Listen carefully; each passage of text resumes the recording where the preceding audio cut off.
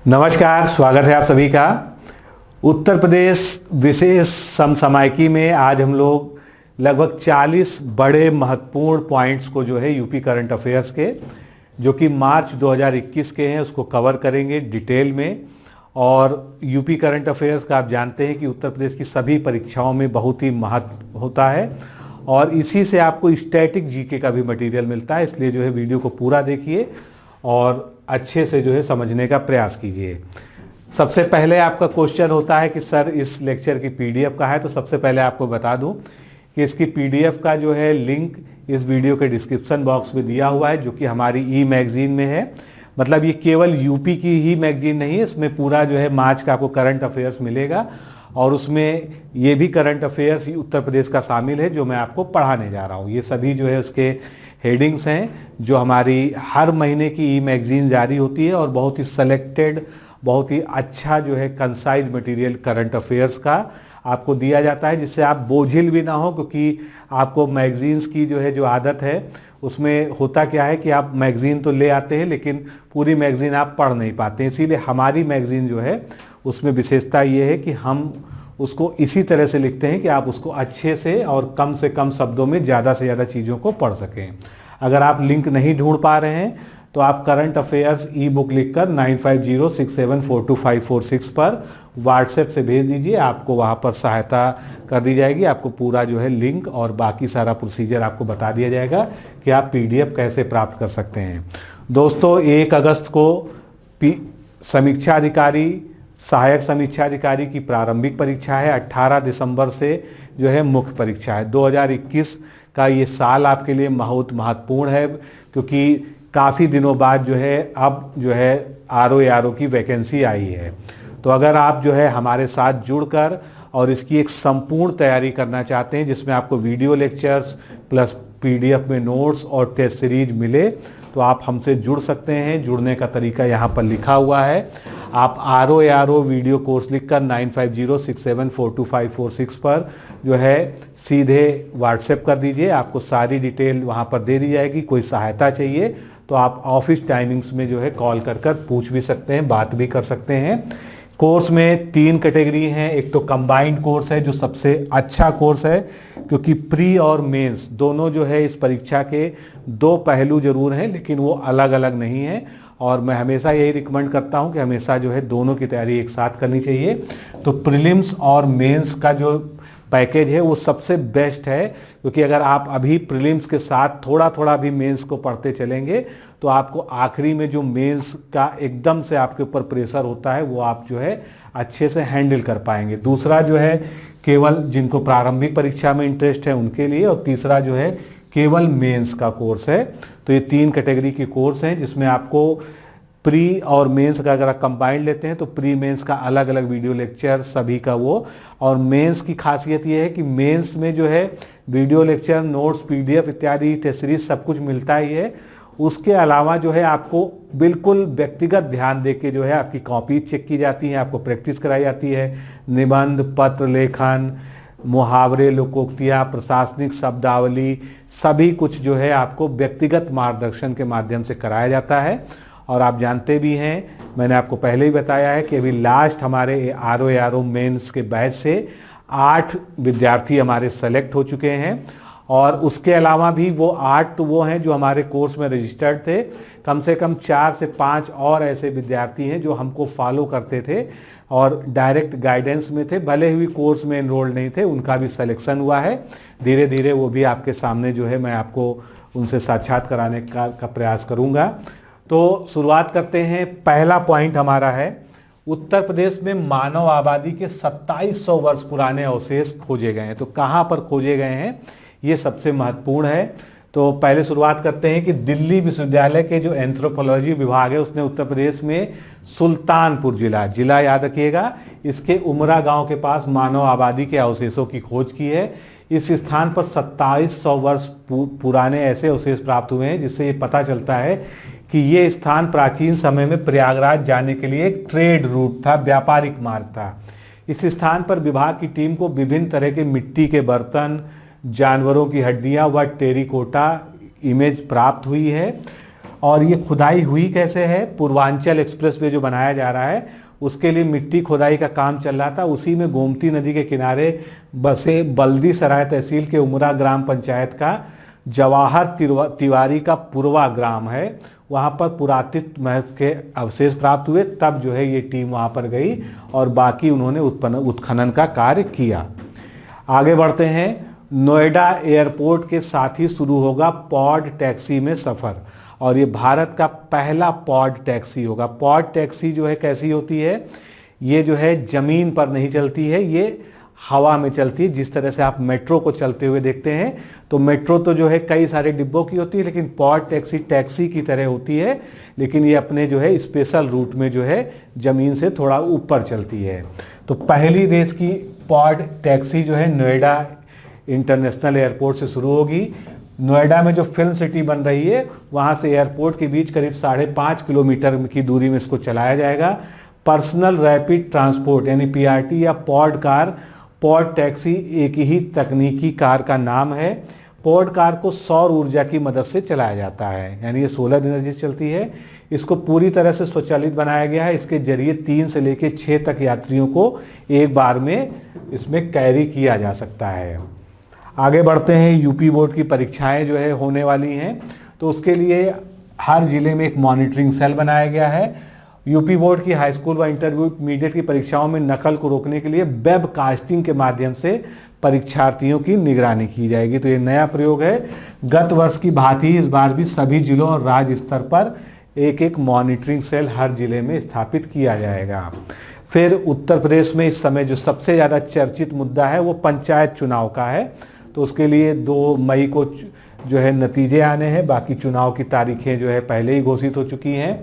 आप यहाँ पर देख सकते हैं कि सारे चरणबद्ध तरीके से क्या क्या इसकी डेट्स हैं, किन किन शहरों की हैं। लेकिन हमको इसमें जो है अपना जो है देखना है कि परीक्षा की दृष्टि से आपसे क्या पूछा जा सकता है।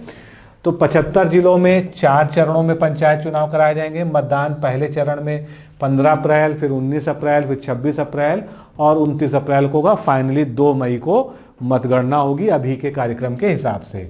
उत्तर प्रदेश में कुल 58,194 गिरान पंचायतें हैं। बस यही सब डेटा आपके लिए महत्वपूर्ण है।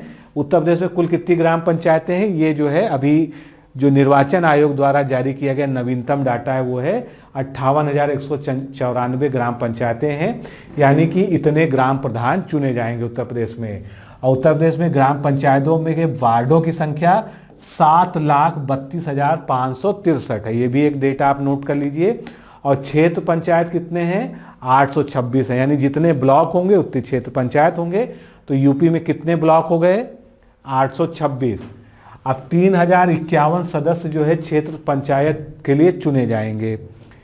826 ब्लॉक हैं, इनके ब्लॉक प्रमुख चुने जाएंगे, जबकि 75 जिला पंचायत अध्यक्ष चुने जाएंगे और 75,855 जिला पंचायत के सदस्य चुने जाएंगे। इनमें से ब्लॉक प्रमुख और जिला पंचायत अध्यक्ष का चुनाव कैसे होता है, अप्रत्यक्ष निर्वाचन पद्धति से होता है। चुनाव आयोग के आंकड़ों के मुताबिक इस बार मतदाताओं की संख्या 12.39 करोड़ है। इनमें से 53.01% क्या है, मेल वोटर हैं और 46.99% जो है क्या है, फीमेल वोटर्स हैं। आगे बढ़ते हैं। एक नया कानून बनाने की जो है सिफारिश की गई है उत्तर प्रदेश में कि अगर कहीं पर भी सार्वजनिक स्थल पर अतिक्रमण करके कोई भी धार्मिक जो है संरचना बनाई गई है, चाहे वो मस्जिद हो, चाहे मंदिर हो, गुरुद्वारा हो या कोई भी हो, तो उसको हटाने के लिए उस धार्मिक स्थल को एक कानून बनाया जाएगा। तो ये जो है सुप्रीम कोर्ट के आदेश के पश्चात उत्तर प्रदेश सरकार ने निर्णय लिया है। इसके लिए राज्य विधि आयोग के एक सेवानिवृत्त जज हैं NA मित्तल साहब ने राज्य सरकार से सिफारिश की है और उसका ड्राफ्ट जो है सौंपा है कि किस तरह का कानून होना चाहिए। कानून का सख्ती से पालन कराने के लिए जुर्माना और उसमें दंड का भी प्रावधान किया गया है। इस विधेयक को या बिल को regulation of public religious structure का नाम दिया गया है। आगे बढ़ते हैं। नीता अंबानी ये BHU में विजिटिंग प्रोफेसर होंगी। तो रिलायंस इंडस्ट्रीज की कार्यकारी निदेशक और रिलायंस फाउंडेशन की अध्यक्षा नीता अंबानी अब BHU में विजिटिंग प्रोफेसर के रूप में कार्य करेंगी। उन्हें बीएचयू के महिला अध्ययन व विकास केंद्र में विजिटिंग प्रोफेसर बनाने का प्रस्ताव भेजा गया था। नेक्स्ट अपडेट देखते हैं। Gorakhnath institute of medical sciences की स्थापना का जो रास्ता है वो साफ हो गया, यानी ये क्या है, एम्स है जो कि गोरखपुर में बनना है। इसके लिए जो है शासन की पूर्वानुमति के बिना खरीदी गई 49.40104 हेक्टेयर भूमि को विनियमित करने पर यानी रेगुलेट कर दिया गया है। इसके अलावा जो है कैबिनेट ने गोरखपुर में गुरु Gorakhnath institute of medical sciences, महायोगी गुरु श्री गोरखनाथ विश्वविद्यालय तथा चिकित्सा शिक्षा व सहित विभिन्न लोक कल्याणी सेवाओं के प्रकल्पों के लिए शासन के जो प्रस्ताव था उसको मंजूरी दे दी है। राजस्व विभाग के इस प्रस्ताव को कैबिनेट की मंजूरी मिलने के बाद गोरखपुर में Guru Gorakshnath institute of medical sciences और महायोगी गुरु श्री गोरखनाथ विश्वविद्यालय की स्थापना का जो है रास्ता साफ हो गया है। उत्तर प्रदेश की कुछ जनजातियां हैं जिसमें से सहरिया, कोल और थारू, इस समुदाय के लोगों को अब पक्के मकान देने जाने की सरकार ने जो है शुरुआत की है। तो मेरा मकान या कच्चे जर्जर मकान में रहने वाले जो है सहरिया, कोल व थारू समुदाय के गरीब परिवारों को मुख्यमंत्री आवास योजना ग्रामीण के तहत अब पक्के मकान उपलब्ध कराए जाएंगे। योगी सरकार ने गरीबों के दृष्टिकोण से इन समुदाय के पात्र लाभार्थियों को मुख्यमंत्री आवास योजना ग्रामीण की श्रेणी में पात्रता श्रेणी में शामिल करने का फैसला लिया है। लखनऊ में भातखंडे संगीत संस्थान है जिसको अब जो है संस्कृति विश्वविद्यालय के रूप में यानी कल्चरल यूनिवर्सिटी के रूप में मान्यता प्रदान की जाएगी। तो राजधानी लखनऊ स्थित भातखंडे संगीत संस्थान जो अभी एक डीम्ड यूनिवर्सिटी है उसको संस्कृति विश्वविद्यालय बनाया जाएगा। इसे राज्य विश्वविद्यालय का दर्जा मिलेगा और ये संस्कृति विभाग के अधीन संचालित होगा। इस विद्यालय में सिर्फ संगीत, नृत्य आदि के पाठ्यक्रम ही नहीं बल्कि चित्रकला, मूर्तिकला, नाट्यकला, अभिलेख, पुरातत्व विज्ञान से जुड़े पाठ्यक्रम भी चलेंगे। यानी ये कल्चरल यूनिवर्सिटी जो है बनने जा रही है जो कि एक स्टेट यूनिवर्सिटी का दर्जा प्राप्त होगी। आगे बढ़ते हैं। अभी एक रिपोर्ट आई थी, आप सबने पढ़ी होगी कि दुनिया के 30 सबसे अधिक प्रदूषित शहरों में 22 जो है भारतीय शहर थे और उसमें गाजियाबाद का जो है दूसरा नंबर था। तो ये जो है वर्ल्ड एयर क्वालिटी 2020 की रिपोर्ट है जो दुनिया के 30 सबसे अधिक प्रदूषित शहरों में 22 भारतीय शहरों को शामिल दिखाती है। रिपोर्ट में चीन के सिंजियांग को दुनिया का सबसे अधिक प्रदूषित शहर बताया गया है और भारत का गाजियाबाद जो है जो यूपी का है वो दूसरे स्थान पे है। इसमें उत्तर प्रदेश के 10 और शहर शामिल हैं। इन 22 शहरों में से प्रदेश के गाजियाबाद सहित बुलंदशहर, ग्रेटर नोएडा, कानपुर, आगरा, मेरठ, लखनऊ व मुजफ्फरनगर भी शामिल है। और जो राजधानी लखनऊ है वो जो है इस सूची में दुनिया में 9वें स्थान पर सबसे ज़्यादा प्रदूषित शहरों की सूची में शामिल है। उत्तर प्रदेश सरकार जो है व्यापारियों के लिए ब्याज माफ़ी योजना लेकर आ रही है। तो हाल ही में प्रदेश सरकार द्वारा व्यापारियों को जीएसटी से पूर्व के बकाये पर ब्याज माफ़ी की सुविधा देने के लिए ब्याज माफ़ी योजना 2021 लागू की गई है। इसके तहत 10 लाख रुपए तक की मूल बकाया धनराशि जमा करने पर ब्याज की जो 100% राशि है वो माफ़ कर दी जाएगी। 10 लाख रुपए से अधिक और 1 करोड़ रुपए तक के मूल बकाये के साथ ब्याज की 10% रकम जमा करने पर 90% की जो है छूट दी जाएगी। 1 करोड़ से अधिक और 5 करोड़ तक के मूल बकाये के साथ जो है ब्याज की 50% धनराशि जमा करने पर बची हुई ब्याज की 50% धनराशि माफ़ कर दी जाएगी और 5 करोड़ रुपए से भी अधिक मूल बकाये के साथ जो है 90% रकम जमा करने पर ब्याज की 10% धनराशि माफ़ कर दी जाएगी। आगे चलते हैं। जेवर में इंटरनेशनल एयरपोर्ट बनने का जो है काम तो चल ही रहा है, उसके लिए अभी ज़मीन का अधिग्रहण किया गया है जिसके लिए 2890 करोड़ रुपए जो है मंजूर कर दिए हैं कैबिनेट ने और इतने हेक्टेयर ज़मीन का अधिग्रहण होना है जिसकी कैबिनेट ने स्वीकृति दे दी है। अयोध्या पर भी सरकार का इस समय बहुत फोकस है। तो अयोध्या में स्थापित जो होगा एक निजी संस्कृत विश्वविद्यालय, संस्कृत विश्वविद्यालय स्थापित होगा। तो अयोध्या में विश्व स्तरीय निजी संस्कृत विश्वविद्यालय बनेगा। संस्कृत के साथ साथ ज्योतिष व वेद में भी शोध कार्य का यहाँ पर विशेष इंतजाम होगा। इसके लिए सरकार शीघ्र ही संस्कृत निदेशालय की भी स्थापना करने जा रही है। प्रदेश सरकार संस्कृत के पाठ्यक्रम को NCERT के अनुसार संचालित करने जा रही है। ये भी जो है इसी से जुड़ा हुआ इम्पोर्टेंट फैक्ट है। उत्तर प्रदेश जो है DNA परीक्षण में यानी फॉरेंसिक DNA परीक्षण में आत्मनिर्भर बनेगा। कैसे बनेगा? उसके लिए फॉरेंसिक साइंस के क्षेत्र में उत्तर प्रदेश पुलिस जल्द ही अपनी अलग पहचान बनाने वाला है। Uttar Pradesh institute of forensic sciences कहाँ पर है? सबसे जरूरी है स्थान लखनऊ में।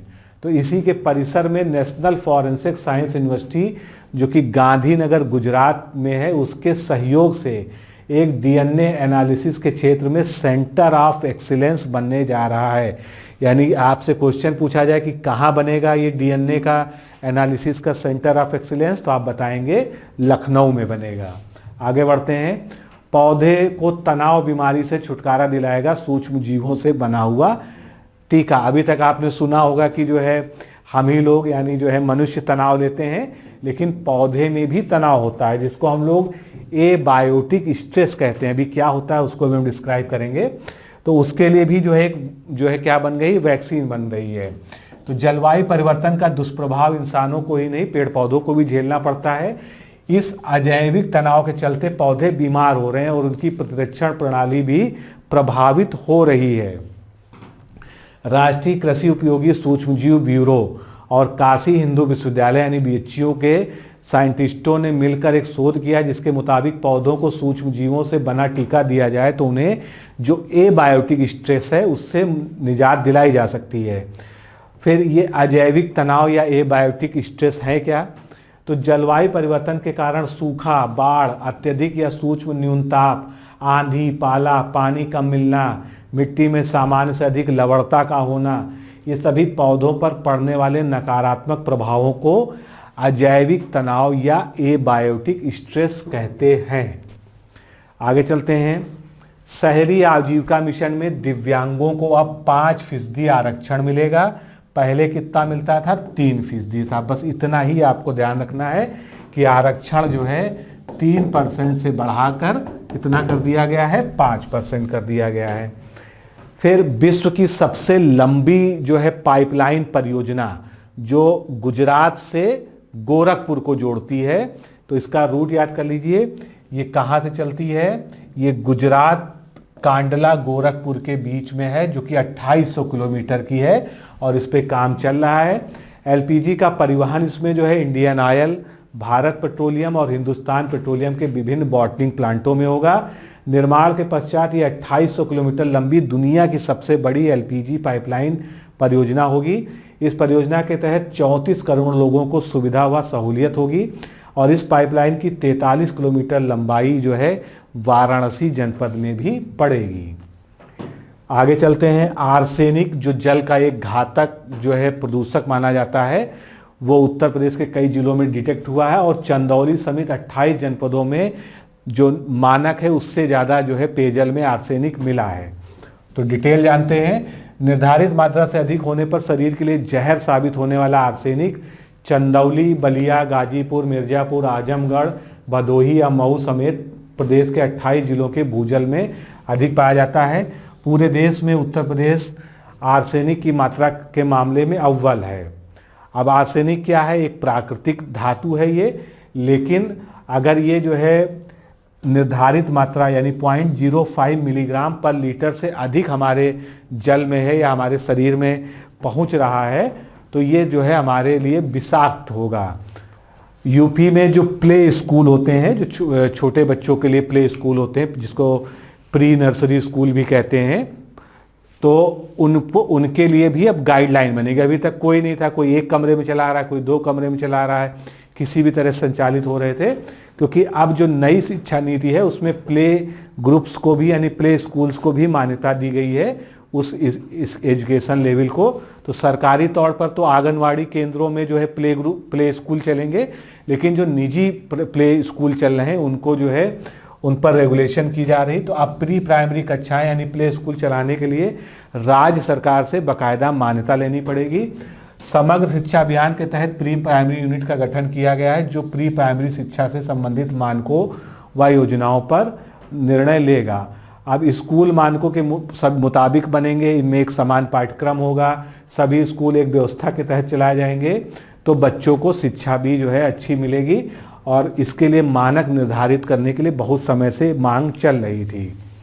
राष्ट्रीय कृषि विकास योजना में लखीमपुर और बागपत के किसानों ने जो है परचम लहराया, यानी जो अभी पुरस्कार वितरण हुआ है उसमें उनका नाम आया है। किस मामले में? गन्ना उत्पादकता में। तो बागपत जिले के ग्राम रंछाड़ के चरण सिंह हैं और लखीमपुर खीरी की राजेंद्री देवी को प्रथम पुरस्कार मिला है गन्ना उत्पादकता के लिए। तो बागपत जिले में जो ग्राम रंछाड़ श्री चरण सिंह पुत्र श्री रामदेव के पेड़ी जो है यानी सेकेंड राउंड गन्ना की प्रजाति में 1809 क्विंटल प्रति हेक्टेयर उपज के साथ इन्होंने पहला स्थान प्राप्त किया है।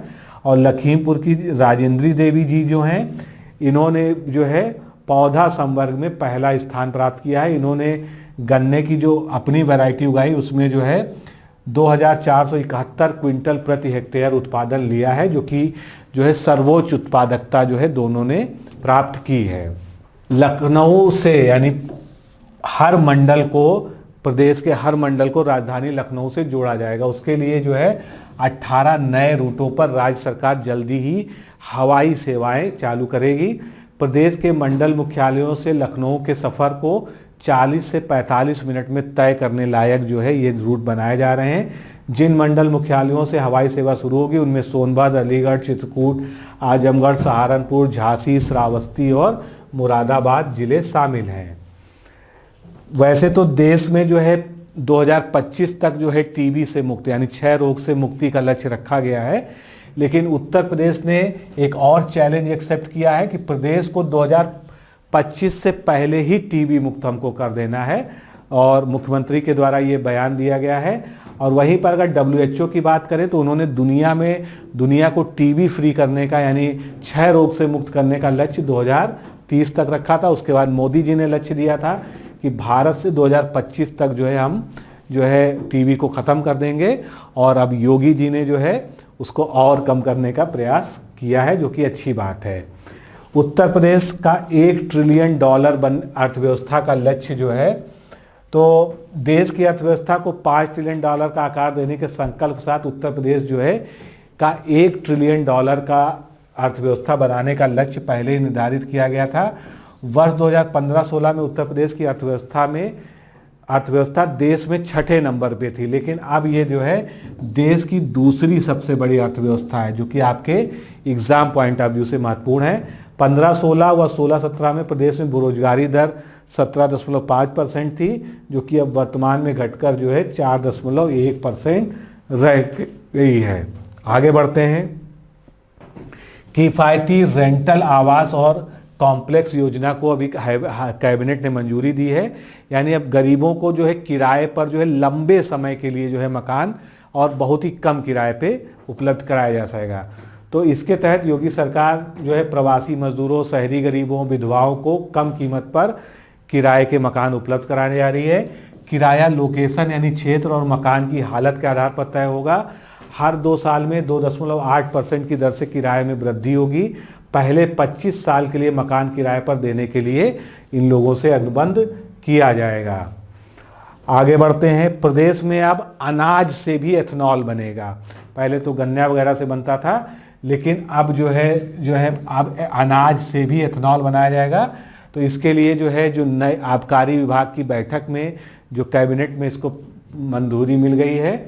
अभी तक जो है गन्ने के सीरे से ही एथेनॉल बनाया जाता था, लेकिन अब जो है जो अनाज खराब हो जाता है, जो आलू सड़ जाता है, चुकंदर है, सोरगम इत्यादि है, इनसे भी जो है एथेनॉल बनाया जाएगा। आगे बढ़ते हैं। अगला अपडेट, भगवान श्री राम पर दुनिया का पहला वर्चुअल स्कूल स्थापित किया गया है, और ये वर्चुअल स्कूल का नाम है स्कूल ऑफ राम। तो भगवान राम के अनेक आदर्शों को नई पीढ़ी तक पहुंचाने के लिए BHU के BA द्वितीय वर्ष के छात्र प्रिंस तिवारी ने भगवान श्री राम पर एक वर्चुअल स्कूल, जिसका नाम दिया गया है स्कूल ऑफ राम, का प्रारूप तैयार किया है। इस स्कूल के माध्यम से प्रभु राम के आदर्शों को जन जन तक पहुंचाने के लिए कक्षाएं भी चलेंगी, और इससे जुड़ने के वाले छात्र अध्ययन के पश्चात नियत समय पर परीक्षाएं देंगे तथा अपनी जो ज्ञान संप्राप्ति है उसके आधार पर अंक व उनको जो है सर्टिफिकेट भी प्रदान किया जाएगा। उत्तर प्रदेश के हर जिले में एक मेडिकल कॉलेज होगा। ये जो है पहले भी जो है घोषणा योगी सरकार के द्वारा की जा चुकी है, उसके लिए जो है सारी तैयारियां चल रही हैं। वर्ष 2017 तक जो है उत्तर प्रदेश में केवल 12 मेडिकल कॉलेज थे, वहीं अब 30 मेडिकल कॉलेज बनकर तैयार हो गए हैं और जल्दी ही बाकी 16 जिलों में पीपीपी मॉडल पर जो है मेडिकल कॉलेज बनने जा रहे हैं। बारासिंगा का नया ठिकाना जो है अभी ऑब्जर्व किया गया है, जो कि अब गंगा के किनारे किनारे है। तो बारासिंगा अभी तक जो है दुधवा नेशनल पार्क व पीलीभीत टाइगर रिजर्व में ही जो है ज़्यादा तादाद में देखे जाते थे, पाए जाते थे, लेकिन अब गंगा के किनारों पर भी जो जंगल हैं उनमें जो है उनके नए ठिकाने देखे गए हैं। बारासिंगा उत्तर प्रदेश का राज्य पशु है, एनिमल स्टेट एनिमल है। इसके संरक्षण को लेकर भी प्रदेश सरकार द्वारा विशेष अभियान चलाया जा रहा है। केन बेतवा लिंक परियोजना जो बहुत सालों से चर्चा में थी, फाइनली उस पर उत्तर प्रदेश के मुख्यमंत्री और मध्य प्रदेश के मुख्यमंत्री के बीच अनुबंध पत्र जो है साइन हो गया है। इससे सबसे बड़ा लाभ बुंदेलखंड क्षेत्र को होगा, क्योंकि ये दोनों नदियां जो है मध्य प्रदेश से निकलकर बुंदेलखंड को, खासकर यूपी वाले रीजन को जो है भी सिंचित करती हैं। तो इससे बुंदेलखंड में जो जल की समस्या है वो हल हो सकेगी। केन नदी जो है जबलपुर के निकट कैमूर की पहाड़ियों से निकलकर 427 किलोमीटर उत्तर की ओर बहने के बाद बांदा जिला के चिल्ला गांव से यमुना नदी में मिल जाती है। बेतवा नदी मध्य प्रदेश के रायसेन जिले से निकलकर 576 किलोमीटर बहने के बाद हमीरपुर जिले में यमुना नदी में मिल जाती है। यानी ये दोनों ही यमुना की सहायक नदियां हैं, और जब इनको जो है जोड़ दिया जाएगा तो इस पर बिजली उत्पादन भी होगा और साथ में जो है पानी की जो समस्या है वो खत्म हो जाएगी। लखनऊ में यानी प्रदेश की राजधानी में इलेक्ट्रिक व्हीकल बनाने के लिए जो है यूनिट लगने जा रही है, जिसके लिए अभी हाल ही में जो है दक्षिण कोरिया की जो कंपनी है एडिसन मोटर्स के साथ जो है अनुबंध पत्र पर हस्ताक्षर किया गया है। एडिसन मोटर्स इलेक्ट्रिक वाहन निर्माता कंपनी है। एडिसन समूह और लधानी समूह मिलकर लखनऊ में 700 करोड़ रुपए के निवेश से इलेक्ट्रिक वाहनों की एक यूनिट स्थापित करने जा रहे हैं। यूपी से हिमाचल को जोड़ने के लिए, विशेषकर शिमला को से सीधी सेवाएं के लिए बस सेवा प्रारंभ की जा रही है। तो लखनऊ समेत अब उत्तर प्रदेश के तकरीबन हर शहर से हिमाचल को जाने के लिए बसों का संचालन किया जाएगा। उत्तर प्रदेश और हिमाचल प्रदेश में ये समझौता हुआ है। यूपी परिवहन विभाग की 67 बसें प्रतिदिन हिमाचल के 19 मार्गों पर अब संचालित होंगी। ऑक्सीजन निर्माण के लिए यूपी में जितनी भी यूनिट्स थी उनकी जो है संख्या अब दुगनी हो चुकी हैं। और कोरोना काल से पहले प्रदेश भर में ऑक्सीजन बनाने की महज 23 इकाइयाँ थीं, अब बढ़कर जो है 40 तक ये पहुंचा दिया गया है और इससे प्रतिदिन लगभग जो है 33,600 ऑक्सीजन सिलेंडर तैयार किए जा रहे हैं। कानपुर और वाराणसी में भी पुलिस कमिश्नरी प्रणाली शुरू होगी। तो पंचायत चुनाव से पहले प्रदेश सरकार द्वारा पुलिस विभाग में बड़ा फेरबदल किया गया है। कानपुर नगर व वाराणसी में पुलिस कमिश्नरी प्रणाली लागू किए जाने का निर्णय किया गया है। एडीजी 112 असोम अरुण कानपुर नगर के जो है आयुक्त बनाए गए हैं, यानी कमिश्नर बनाए गए हैं, पुलिस कमिश्नर।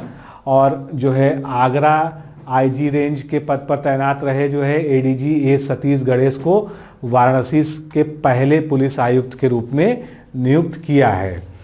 अब ये जो पुलिस कमिश्नर प्रणाली है, आप महाराष्ट्र में तो सुनते हैं, बाकी और भी राज्यों में कई जगह है, उससे क्या बदलाव होते हैं ये आपको भी जानना जरूरी है। तो क्या होता है, अब डीएम के पास पुलिस का नियंत्रण नहीं होगा। धारा 144 लागू करने के लिए कर्फ्यू लगाने का अधिकार, गैंगस्टर और गुंडा एक्ट की कार्रवाई पुलिस अब सीधे कर सकेगी। इसके लिए जो है डिस्ट्रिक्ट मजिस्ट्रेट की आज्ञा का या उनके परमिशन रिक्वायर्ड नहीं होती है। जुलूस प्रदर्शन की अनुमति पुलिस देगी। सीआरपीसी की धारा 151 के तहत निरोधात्मक कार्रवाई भी कर सकेगी। ये अधिकारी अब तक डीएम व प्रशासनिक अफसरों के पास थे। इसके अलावा जो है बहुत सारे प्राविधान है, बहुत सारे एक्ट हैं जो पुलिस सीधे तौर पर जो है नियंत्रित कर सकती है। पुलिस की कमिश्नरी प्रणाली में। तो इसको जो है जानना आपके लिए जरूरी था। ये सारे एक्ट हैं जो यूपी के, ये सभी सीधे तौर पर पुलिस जो है कमिश्नरी प्रणाली में अपने अंडर में इसको ले सकेगी। आगे बढ़ते हैं।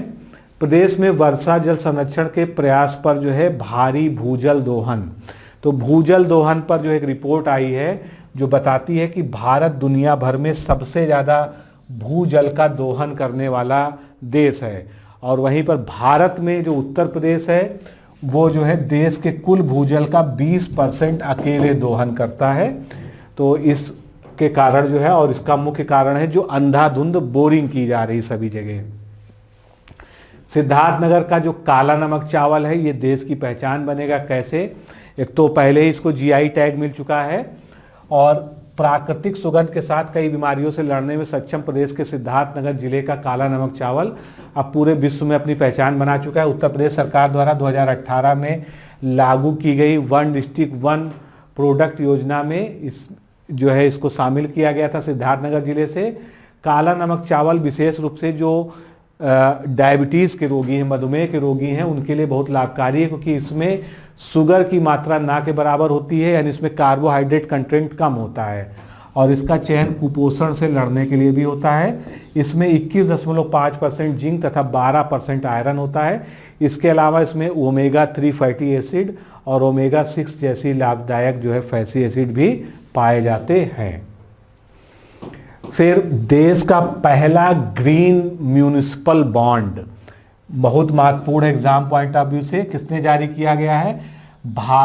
गाजियाबाद नगर निगम ने इसको जारी किया है।